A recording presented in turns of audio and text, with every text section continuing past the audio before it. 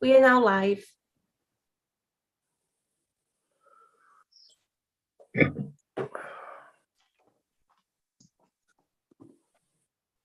We're live now, Chair. Thank you very much. Okay, so welcome everybody to the CAFM Asset Management Board today.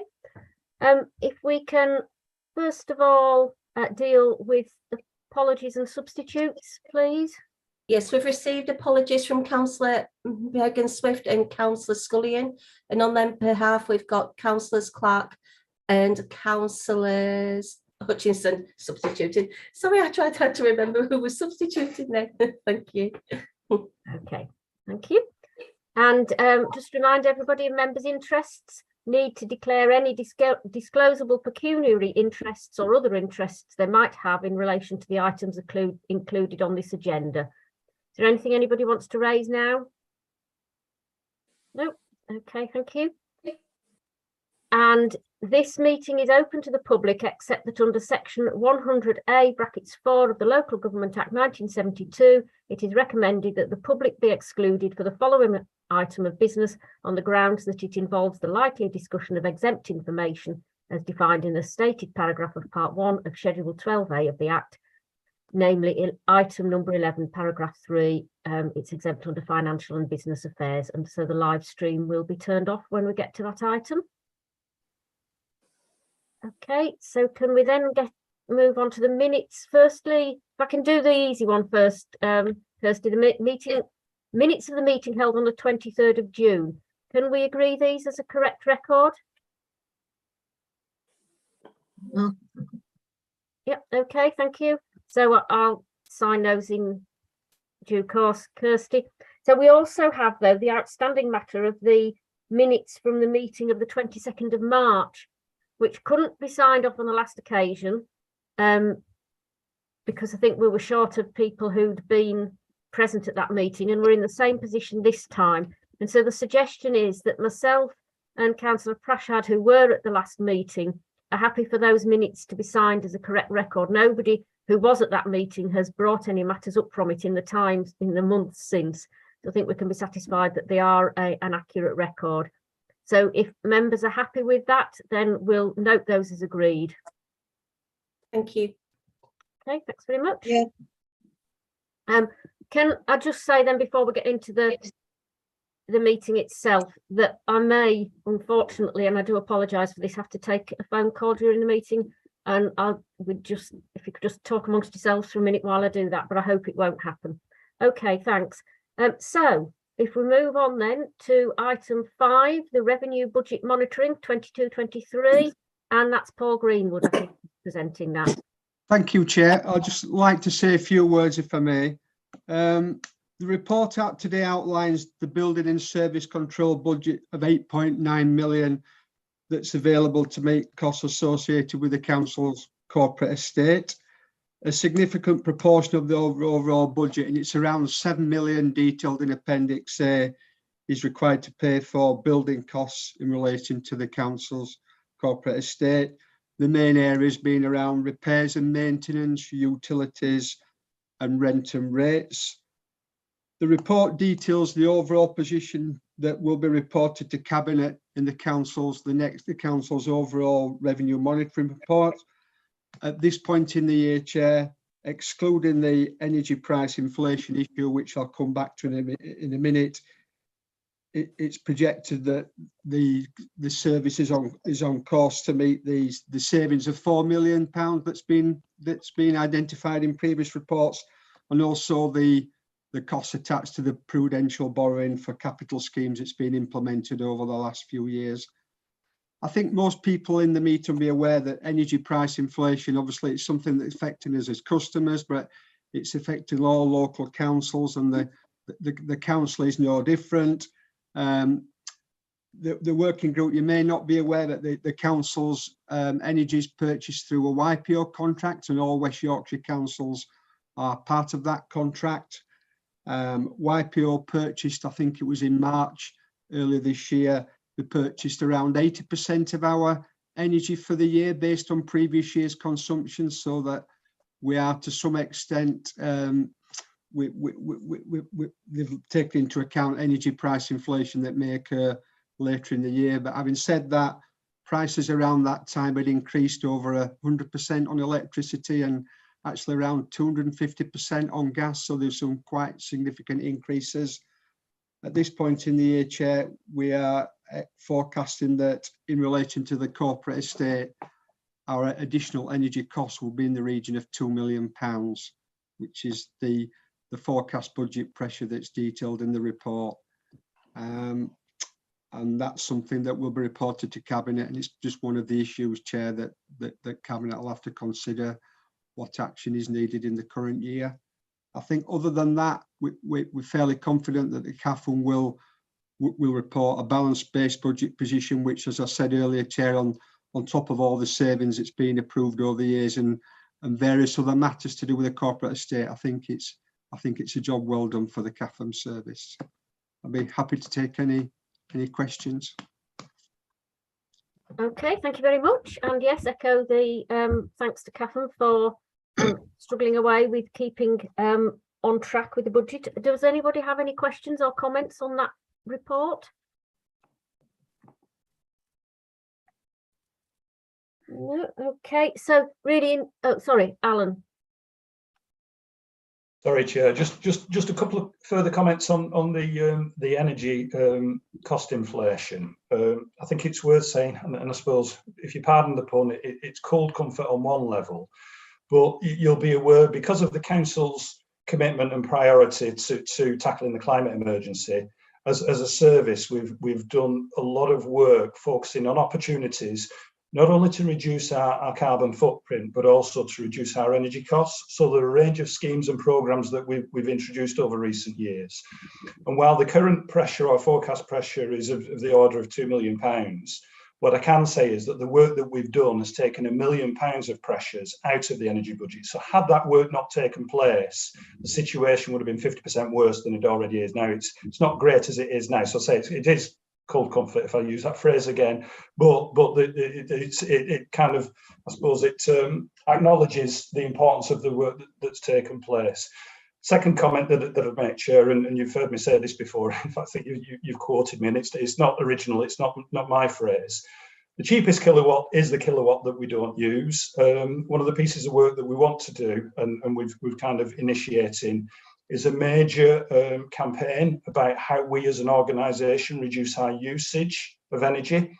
So the things that we can do, some might be relatively small things that can help to kind of reduce the pressures that we've got ahead of us. So we're working with other services to try and put something together.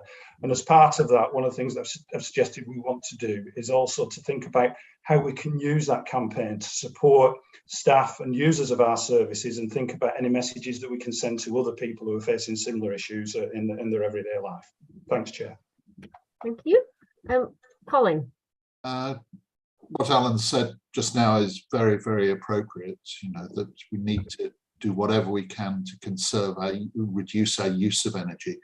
But I was just wondering when YPO will be negotiating next year's fuel costs, and so when we need to be able to respond to the energy prices at that time. Paul? Yeah, there's a couple of points there, Chair. YPO, as we understand it, are in the process of purchasing now the remaining 20% or so energy we may require in the current year. And obviously, as members can imagine, rates are changing on a daily basis. Rates can vary as much as 20–30% on a daily basis. So I think there's a challenge for YPO, what they're doing there. I think as regards next year's energy, I'm certainly aware that one of the council's contracts, and I'm not sure whether it's gas or electricity, is due to be renewed this year, and the council's in the process of renewing that relationship with YPO. And until that agreement is signed by the council, I don't think YPO are in a position to be able to purchase energy on our behalf. When they are in that position, I think it's very much watching the markets, because they are so volatile. I think there isn't a set date that they'll go and buy the energy. It could be that if energy is cheaper to a particular point in the new year when the council sign the contract, that they'll go out and do that. But it's very much based on the markets, and there's no really set pattern to them buying the energy at any given time. Okay, so okay, Colin. Yep, thank you very much, Paul.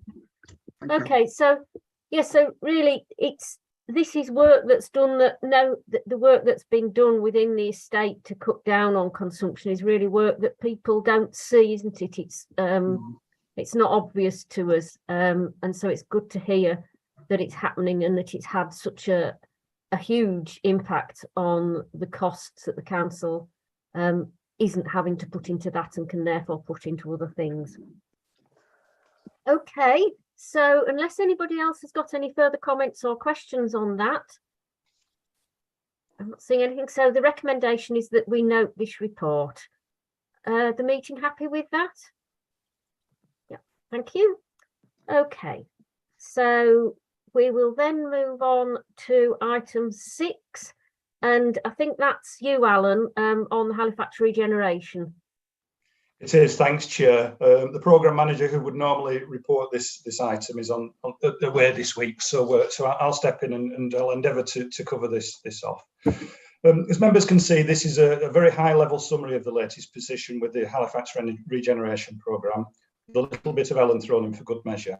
The reports for information, as the overall programme has its own governance, so we don't have any decision making around this programme. There's governance in place that manages the delivery, the issues and the risks. So this, as I say, is a report for information. Having said that, for me, it is a great news story. Not only does it represent major inward investment of around about £80 million across the various projects and schemes. As you can see, there are 7 significant schemes which will each impact on the local economy and the borough's vibrancy, helping to bring our places to life. And this is a critical time for that to happen.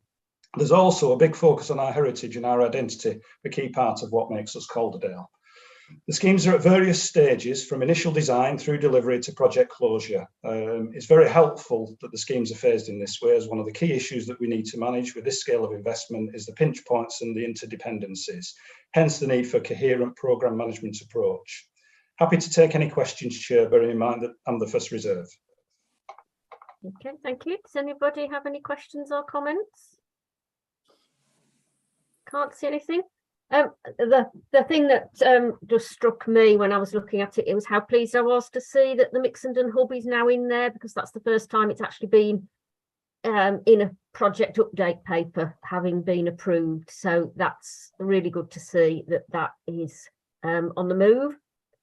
And yes, again, I mean, it's a very short paper, this, but it covers a huge number of really quite challenging projects. And again, it's credit to the officers who are dealing with all of these projects all at the same time, with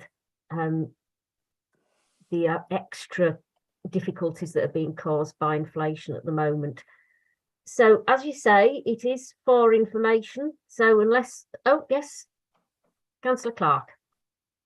Hi, talking about, of course, me, Mixenden Hub.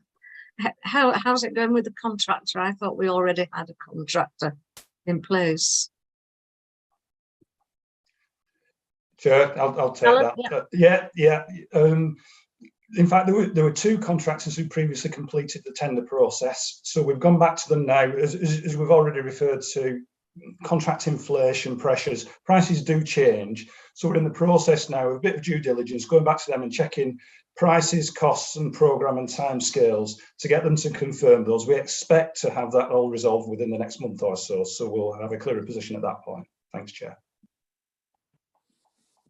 Okay, is that okay, Councillor Clark? Yeah. So no further issues on that. Okay, thank you. And I think that really, that last question and answer just demonstrates the difficulties that the very volatile situation is creating for us when we're trying to manage these projects at the moment. Okay, so we'll note that project, thank you. And then we move on to item 7, which is the asset review programme Q2 update. And I think this is you, Steve. It is, Chair. Thank you very much.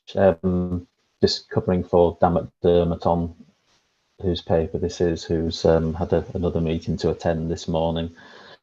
There's not a great deal changed since the report to the last meeting, but I can just go through the main areas. So this looks at the four main areas.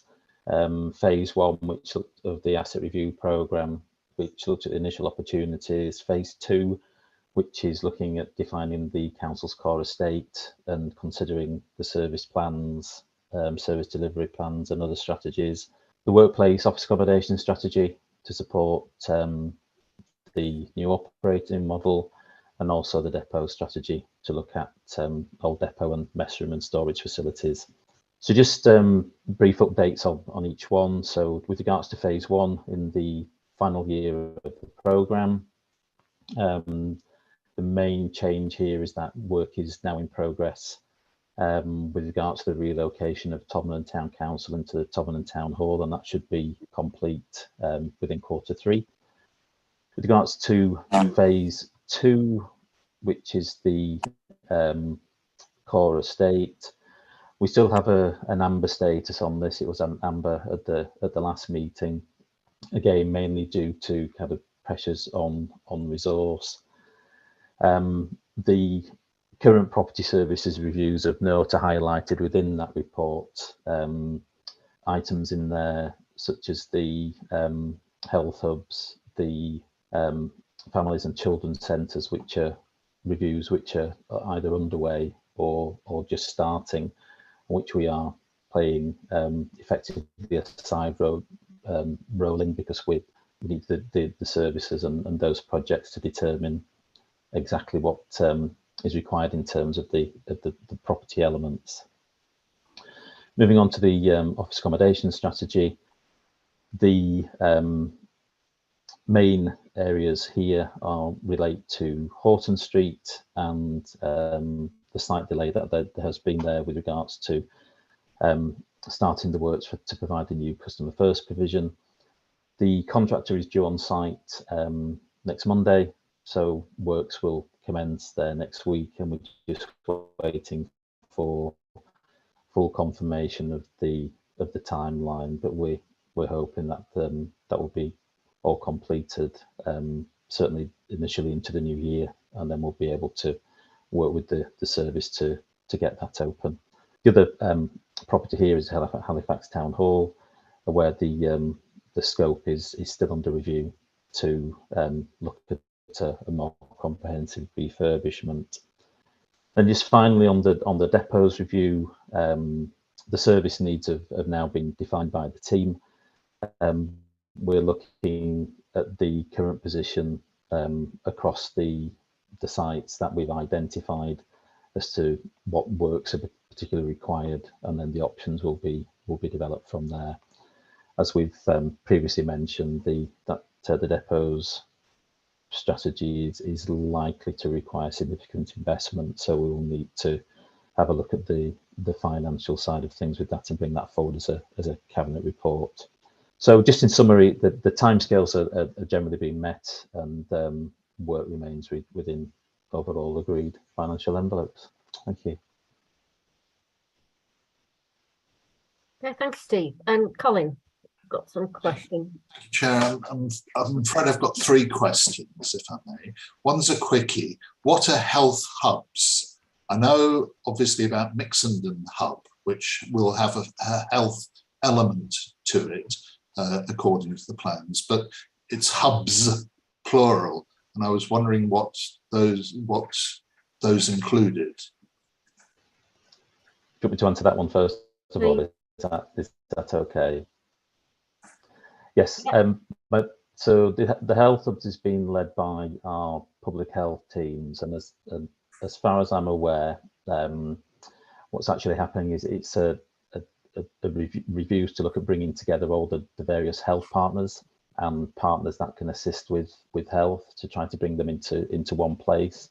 Now that may be physical in terms of property related, and it may be digital as well, sort of virtual.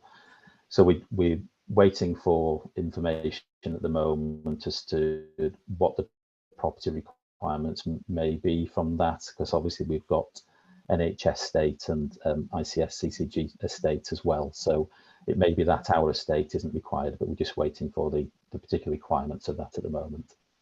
Okay, we'll watch this space then. Then in the workplace office accommodation strategy, I wondered, you say we're working to be a COVID-aware organisation. And I was just wondering what, from the estate's point of view, that involved. I would like to think that it involved a review and upgrade of the ventilation within the spaces that our workforce and public use, or air purification systems. Does it?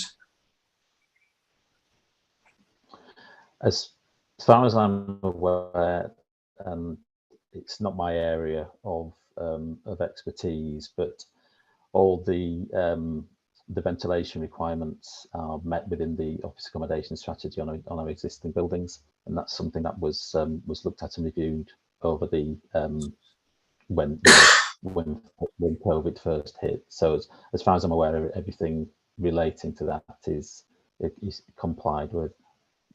Okay, so they meet the health and safety executive advice on reducing airborne viral infections. Okay.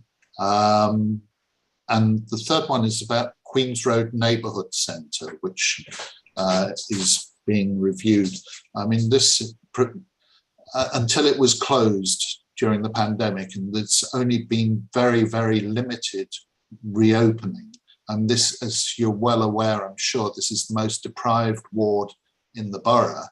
And having a site where support services can be located and provided for the varied needs of this neighbourhood really must be a very, very high priority, particularly as we're moving into really troubled times. So I was wondering, I'm optimistic that a decision will be taken to actually reopen the centre fully.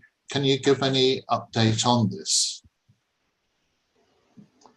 So with regards to Queen's Road in particular, it was part of funding which was approved at Cabinet earlier in the year of £1.2 million, which is to improve the building externally, but also with relation to fire as well. We've been asked, following that Cabinet report, to look at a individual report on the property, to look at the business case, to look at the use of the property and whether the monies to spend of £1.2 million that would be worthwhile in terms of the primary user and the user of the other uses of the building. So that report has been done, and we're just updating that report at the moment, just with regards to the costings, because the costs are approximately a year old at the moment. So we're just looking to update those at the moment. Okay, but I do think within this ward that the public estate, we mustn't just look at it as to what is currently being provided there, which is a very, very stripped down version of what was available before, but also what the actual current and likely future needs are and options and opportunities. So I really hope that those are going to be taken into account. The report includes, and we've worked with our public services and communities teams to look at what the demand is within the area, and that has been fed into the report. Okay, and whether there's any scope for health hubs within an area that is particularly unhealthy, so all the best. Thank you. So just on the health hubs, there has been a discussion with Councillor Lynn and our Director for Public Health with regards to that as well. Okay, I think that was 3, wasn't it? You done now, Colin? Yep, excellent. Okay. So does anyone else have any further questions? comments? No, you suddenly come to the top of my screen, Alan, which usually means that you put your hand up, but no, there's no sign of your hand. No. Okay, then can I just quickly ask, have we any timescale for when the depot report might be coming to Cabinet yet? Or can you not really say, other than that it's within the expected time frame? We haven't at the moment, I'm afraid, Councillor Dacre. We are just working through with colleagues with regards to the additional information that we need to be able to complete the information, so we can put a report forward. But hopefully within the next month or two, we should be able to provide more of an idea. Okay, thank you very much for that. Okay, so I don't think in that case, I can't see any more questions on that or comments. So again, I think it's a case of, can members note that report? Which then takes us on to agenda item 8, which is you again, Steve, which is the Community Asset Transfer Monitor.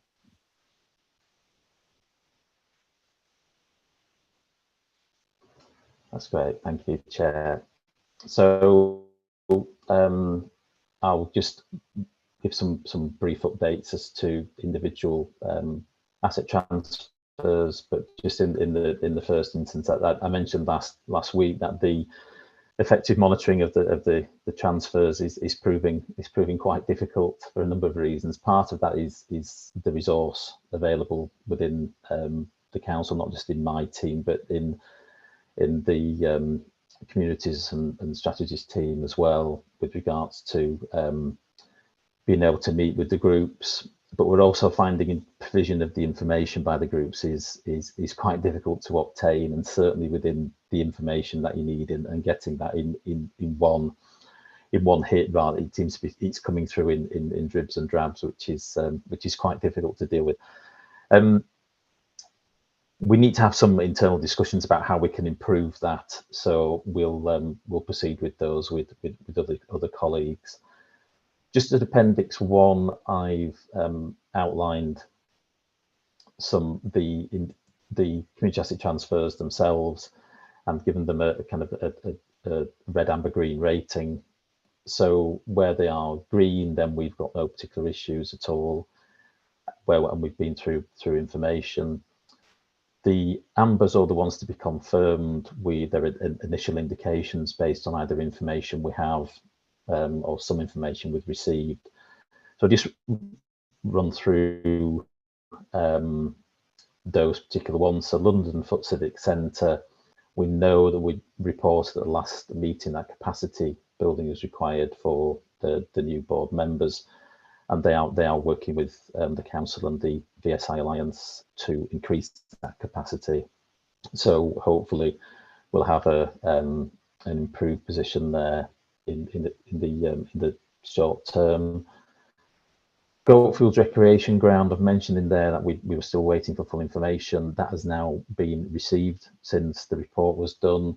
So we've got that information, and just finding a little bit of time to go through that with sports colleagues, because they're involved as well in that assessment, because they deal with the amount of increase in sports participation, etc. Again, Forest Cottage and Fourfield site at Ovenden, we mentioned last time about the capacity building, and this is the same situation as London Foot, where they've been working with the council and BSA Alliance to increase that. So we're hoping that will improve in the next few months. Hanson Lane Recreation Ground, the group cancelled the meeting, and we're now hoping to get a meeting before the end of September to discuss that.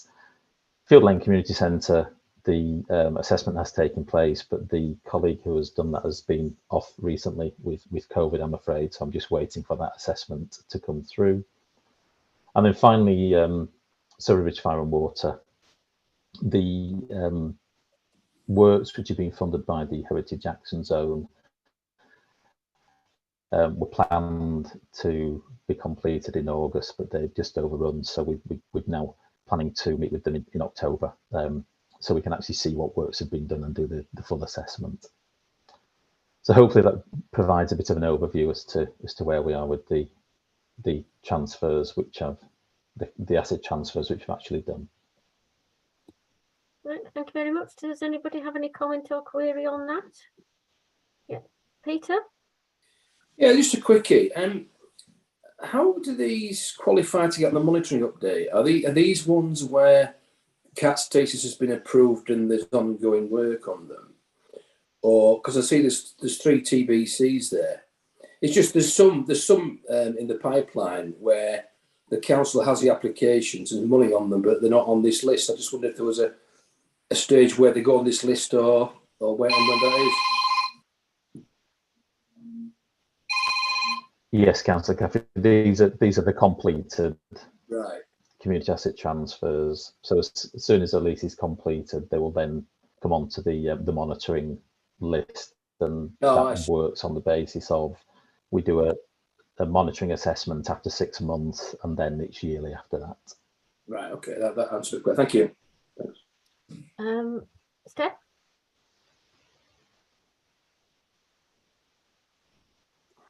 You're on mute still.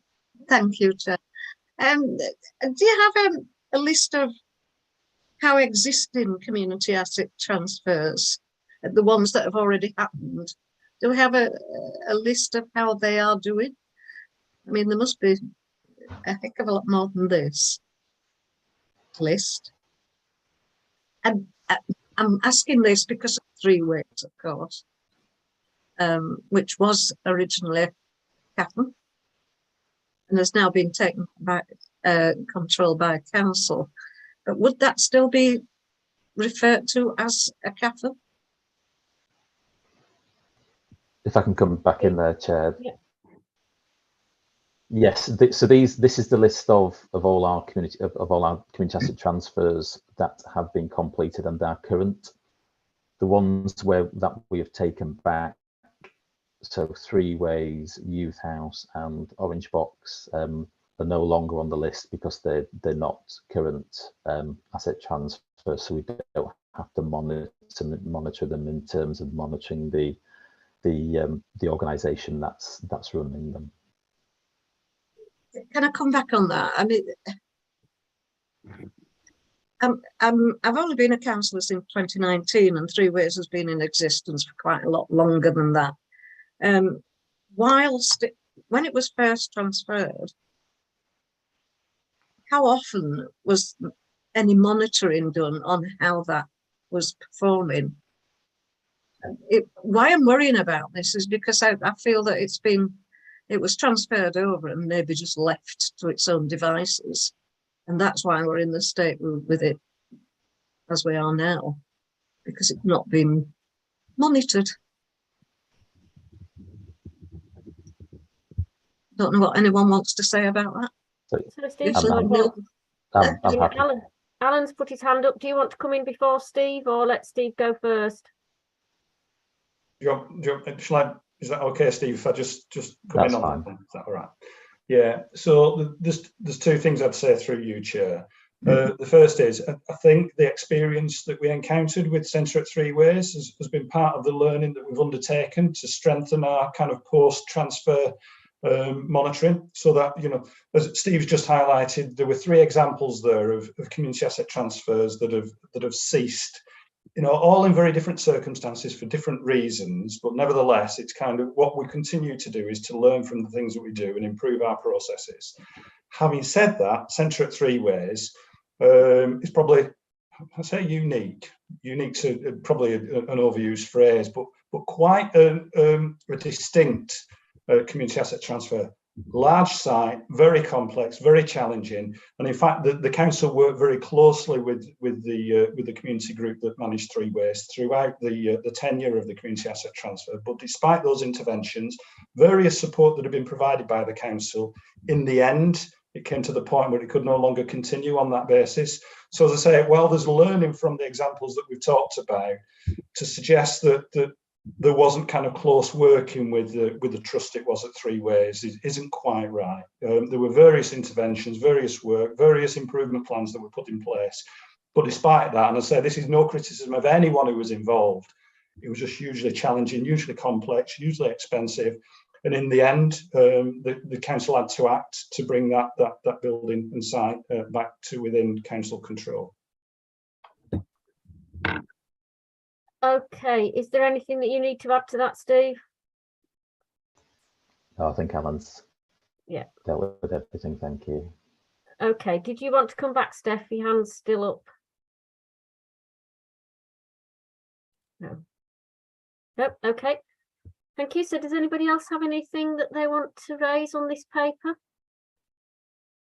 No, I think I would just say that, yes, I think the desire is there to have perhaps a more formal structure when we hand assets over than was perhaps the case. Whilst there was continuous working with Three Ways, it perhaps wasn't as formal, and that's what really needs to be improved on.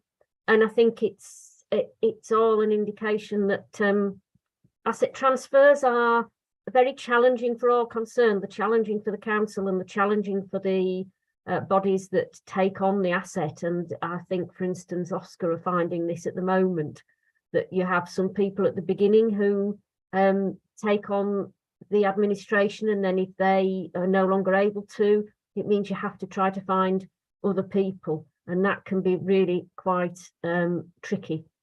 So they're not an easy option at all. Okay, it's Colin, I see you put your hand up. Just a thought. I mean, obviously, community groups have access to grant funding, which is not available to local authorities. I believe that the local authority, though, does have a database that can be used to search for potential grant applications. You know, when they're available, the conditions that are applied under which those grants can be offered.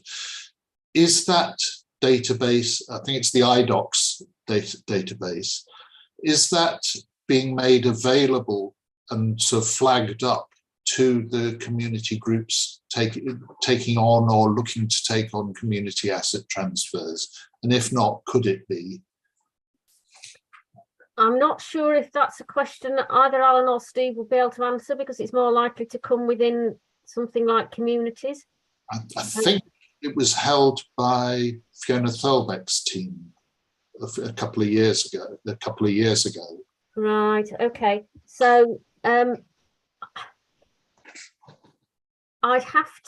think we'll have to go away and look into that. I know that during the Todmorden Towns Fund process, one of the groups there commissioned a grant finder, which would suggest that the council, if the council does have a database, it's perhaps not,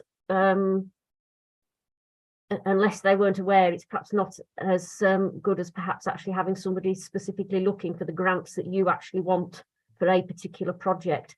But I think I can take that away and find out the answer to that, and ensure that if we do have a database as such, it is used for the benefit of these groups. But I think when I've seen the council work with people who are looking at these, some of those who are working with them have a very good knowledge, and VSI Alliance, of course, also has a very good knowledge of what is available for particular purposes. So I think to some extent they may fulfil that function for some of the groups looking at CATs. And certainly it may be worthwhile sharing good practice amongst the groups involved in community asset transfers. Just a thought. Yeah, well, I think that's partly what the procedure that we're trying to build will do, to try and ensure that everybody can learn from both the successes and problems that have arisen in previous transfers. Okay, thank you. So I don't see any further hands. So again, if we can note that, and I certainly do note the comment that resource needs to be addressed if effective monitoring is to be achieved, and that those internal discussions are going on. And of course, as Cabinet Member for Resources, I do take note of that, and happy to be involved in any of those discussions. Okay, So we then can move on to item 9, which is the Land and Property Asset Management Strategy 2018 to 24, and this is back to you, Alan. Thanks, Chair. Hopefully everybody's familiar with the format of this document. We've reported this quarterly for a number of years now. As you can see, this is the Q1 monitor for the current financial year, and it's generally positive. Of the 13 actions, 11 remain on track, with a couple identified as amber at this stage, which is just that kind of early warning of the need for early intervention. So that's that. There's something here to just have a look at and try and do something about before it gets to a stage where it's a red, and hopefully we can retrieve that and pull it back to green. The first of those relates to a key development to make better use of the wealth of data that we have. A number of years ago, we purchased and have developed and integrated a computerized asset management system. And over the last few years, we've built up, as I say, a wealth of information and data. So what we want to do is to move towards becoming more intelligence-led in terms of where we invest, the things that we need to do, and so on. But to do that requires capacity again. Sorry, that old chestnut. But as members will be aware, because I talked about this at the last meeting, we've just undergone a kind of a major restructure of the service, and this is one of the areas of focus for us where we built in some extra capacity. So we're working that through. And as that comes through, then hopefully we'll be able to develop a plan to take this work forward. So it's just an amber at this stage because we haven't secured the resource and got that work progressing, but I'm fairly confident that that will take place over the next period. The second amber relates to the planned review of our community management of assets policy, and this kind of relates back to the previous item and the point that Steve made. There's not just the monitoring, there's a whole policy and approach to community asset transfers. So we've made some tweaks and adjustments to our arrangements in recent years that have kind of front-ended the arrangements, which have seen, I think, quite a significant improvement in the way that those processes have been managed. But what we do need to do is to step back fully and take a kind of a whole look at the whole process from end to end. And again, that requires resource. So as you say, Chair, that'll be wrapped up in the conversations that we need to have with colleagues in terms of the next steps and the way forward, how we strengthen the whole approach to the management of the community management of assets from inception through to post-transfer monitoring. So that'll be the subject of a conversation in the next period. Other than that, happy to take any questions, Chair. Anyone have any questions, comments? Colin. Thanks. Just a couple of questions. One is about the bid to the Low Carbon Public Sector Skills Fund. It says a decision is expected by the end of August. I wondered whether you'd received that decision and whether it was favourable.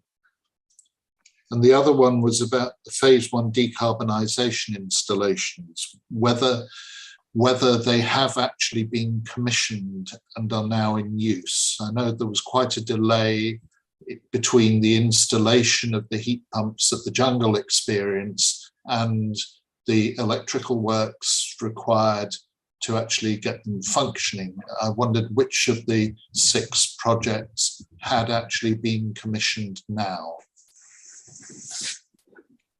Thanks. Through you, Chair. The first question in terms of the Low Carbon Skills Fund, I'm afraid we weren't successful in that application.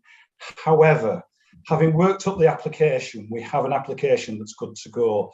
Now, there's an alternative funding stream that's just recently been announced through West Yorkshire Combined Authority, where we may be able to progress some of those schemes. So we're currently preparing an application for that funding stream. And we're quite confident there will be other alternative opportunities as well. So, well, it was a bit of a setback and slightly disappointing, and actually quite unusual for us because we've been really, really successful in these bids generally in recent years. There is an opportunity to say the work's been done and we have an application that's good to go should other funding opportunities arise. So we'll obviously continue to actively pursue those. So that's the answer to the first question. Second question, I do need to do a double check. I think I'm right in saying that all 6 schemes have been commissioned. There are some outstanding works, groundworks, etc., which I know you're familiar with, Councillor Hutchinson, on some of the schemes that need to be worked through. But in terms of the commissioning of the systems, I think I'm right in saying that that's been done, but I will do a double check to make sure that what I'm saying is accurate. Thanks. Obviously, I'd be particularly interested in the schemes that affect Skirkert. Sure, I appreciate that. I'm well aware it's the ground reinstatement work rather than the actual functioning of the heat pump system. That's right. That's right. Yeah. Thanks. not seeing any other hands. No, a question I had on this was, have you been able, I think it was on this one, have you been able to appoint the energy apprentice? We have, Chair, and yeah, it's great news. It's great news in lots of different ways. First of all, new apprentice, somebody new to obviously a critical area of work for us, and just a different perspective. So yeah, I've come into contact with Lawrence a few times, and he seems to be well. He's not saying hit the ground running. It's a new role, and it's an area that we need to develop. But yeah, he's I think he's very excited and very enthusiastic. So that's excellent news. Thanks, Chair. Excellent, good, very pleased to hear that. And so again, if we can note that report, members, if there's no one else has anything more that they want to ask. Okay, so at this stage, if we just move on to the work programme before going to the exempt item. So Alan, I think, is there anything you want to say about the provisional work programme? No, just to say, Chair, as you say, it's a provisional work programme. We've got 2 more dates during the course of this municipal year. There are suggested items for those 2 meetings, but welcome suggestions from members if there's anything else that they'd like to have a look at. Thanks, Chair. Does anybody else have any other suggestions, things that they want to go on, or are we happy with that provisional list for now? Yeah, I'm not seeing any comments, so yes, I think that's okay for now. So at this point, Kirsty, can I ask you to